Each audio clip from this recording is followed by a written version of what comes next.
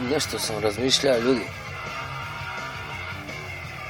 Možda ipak bolje da čovjek dođe u Albertu ili Kanadu ili bilo gdje. Odšljaka jedno 10 godina, uzme neku kintu i kući. Što se mene tiče, ja kad bi se vraćao kući, kupio bi zemlju, radio bi zemlju, kupio bi vinograd na Dunavu, kupio bi čamac, našao bi cremicu i živeo kao kralj.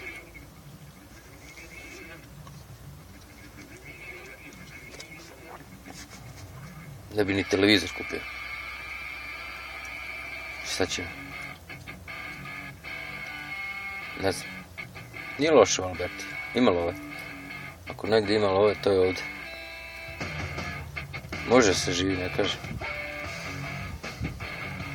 Ali znaš kako? Evo ti jedan radni dan. Probudiš se u 6. Klasika. Koji svuda, dobro. Staviš kafu. Popiješ. Ajmo šljaka. Šljakaš kog konjina. Od 7 do 7. Kako kad? Vratiš se kući usput. Vratiš.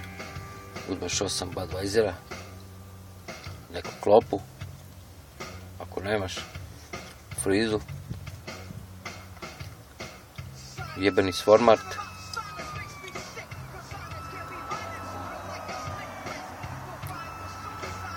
GMO klopu uzmeš neku.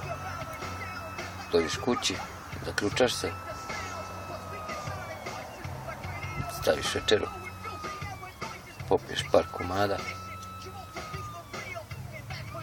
Čukaš po jebenom internetu. Gasiš. Ležeš. Sutra opet. A ljudi, prvi komšija je nam pojma kom je. Prođe neko prepoznam, da li sam ga vidio, nisam. Niko neće da ima veze s tom. Svi su preplašeni nekako. Učaureni. Nema da izađeš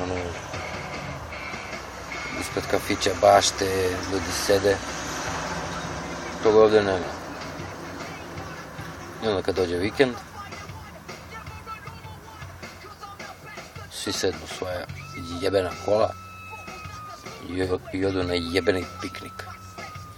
I opet tamo ždelu. Zato su svi debeli. Žene su im tuljani.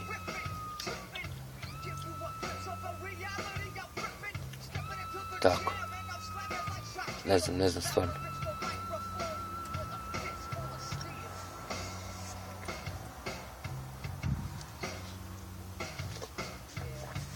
Vidjet ću, razmislit ću, pa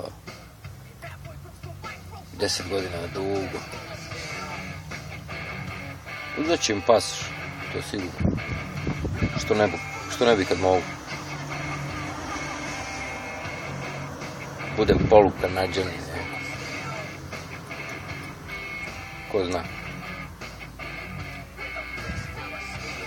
Samo da nisu dole taki lopovi, prevaranti, Ne možeš ti dole, bre. Zato bi otišao, bre, da radim zemlju.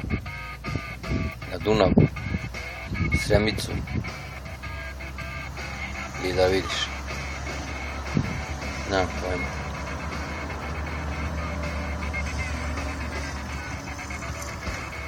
Šta vi kažete?